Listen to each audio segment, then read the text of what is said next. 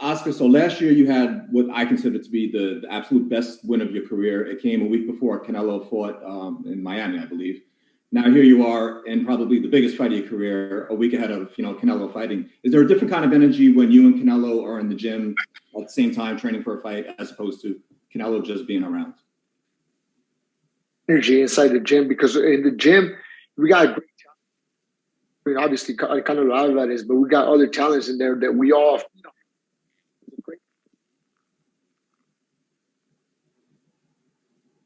sometimes stop the sparring sessions. He'll step in the ring and try to tell me and teach me certain things because he has more experience than us. He has fought the best in his prime, and obviously he has more experience. And there's a couple of things that he knows that could benefit me in the fight. So it's definitely helped me a lot training beside Canelo and besides the hand of Eddie Reynoso. And we just all feed of each other. The dream is to become one of the best in history, and we just all feed off each other. Very cool. And then, so last year, obviously, when you fought Miguel Berchelt, it was a sensational performance. The only fans there, though, were the undercard fighters who were kind of, cheering both of you on. So what kind of energy are you feeling? Are you expecting this weekend? The time I fought with Miguel Berchelt, I'm feeling very excited because it's a tough fight. Every time there's a higher competition, I rise with the competition. So we know Shakur Stevenson is a good fighter. We know he's a good boxer. So that's gonna make us bring the best out of myself. So I'm very focused. I know the Miguel Berchelt fight was one of my best, and then after that year, it wasn't my best performance at the end of my career. But that's just transformed me into the fighter that I am right now. I'm going in there very focused, very very concentrated, physically and mentally prepared for this new opposition. All right, thank you, Jake. And now we go to Dan Raphael. Dan, please go ahead when ready. Yep, you're on, Dan. Hey there. Yep, thanks a lot, Evan. Hey, Oscar. Oscar, you hear me all right, buddy? Is Oscar there, Evan? Hey, Oscar, are you there? You guys can't hear me?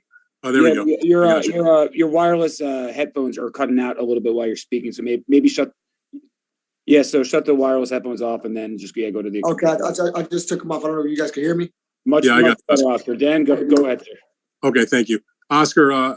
Good to talk to you today. Appreciate the time. I wondered from you. You are the betting underdog in the fight. I know that probably doesn't mean much to you. I've never heard a boxer that really thought it did mean much to them. But I wonder if you feel like that's the reason for that is because you had the performance you had against Conceição in the last fight. It was an uneven performance. Some people thought that maybe Robson Conceição should have won the fight. There was obviously you were distracted with all the business that was going on with the drug test beforehand. Do you feel like that people are wrongly underestimating you because that was maybe not your best performance as opposed to the previous fight when you took apart Berchelt? 100%. I think people judge over your last fight. And I've heard this before in boxing. You're only as good as your last fight to the eyes of the fans. So we know that my last performance wasn't my best performance. On the contrary, I would say it was one of my worst performances that I've done through all that was going down in that situation. And in the case of Shakur Stevenson, his last performance was his best performance against Jermaine Herring. Was a good fight. He looked very well. So I think that's what influences the bets, but that doesn't bother me at all. On the contrary, it just brings and adds more motivation to training camp. And being honest, it was one of the best training camps that I had because I've always prepare myself physically for all the fights. I'm always giving the 100%. But for this fight, I was physically and mentally preparing myself for this fight. So I'm very focused. And I'm very excited to step in the ring this April 30th. How do you deal with, or maybe you don't even think about it? On the one hand, you beat Berchelt. People called it the knockout of the year. You won the title at 130. It was lauded as just this phenomenal performance. You just totally took apart a guy that was extremely highly regarded. And you're on top of the world in terms of the eyes of many media and fans, etc. And then your next fight, it's almost, you won, but it's like the opposite. Against Conceição, people are saying, Oscar Valdez is nothing. He should have lost. He's this, he's that. The drug situation, and then so it's the emotional roller coaster of the highs and the lows. How do you navigate that? And now here you'll go into this fight.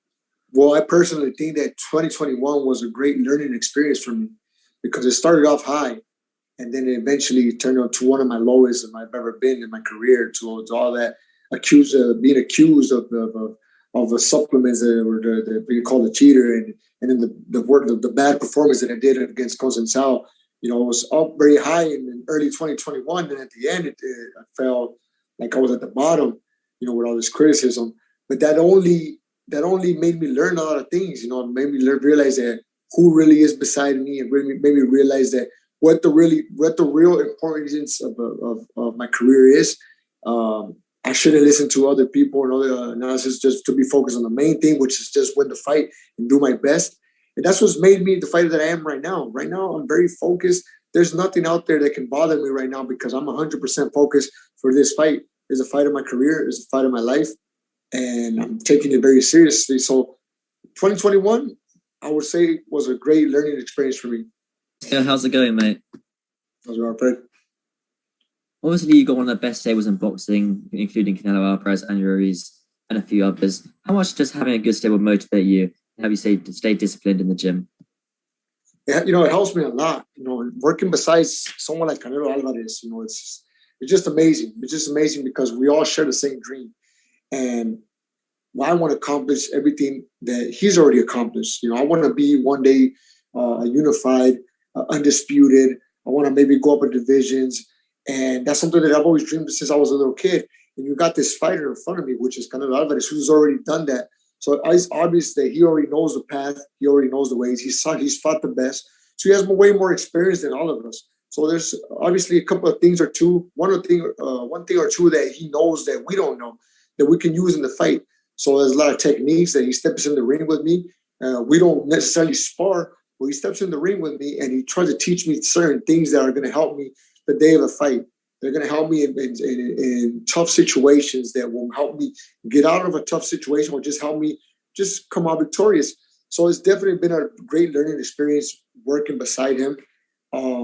If there's something I would pick from him, would be this mindset, the type of mindset that he has is just a winner's mentality. Everything he does is about winning and everything. And then that's just something that I try to pick. I try to learn from the best. There's something, you could always learn something from somebody, and I always try to learn from the best. So it's definitely helped me a lot working beside him, and especially working with Eddie Reynoso, that I feel that over the years I've been improving my technical skills.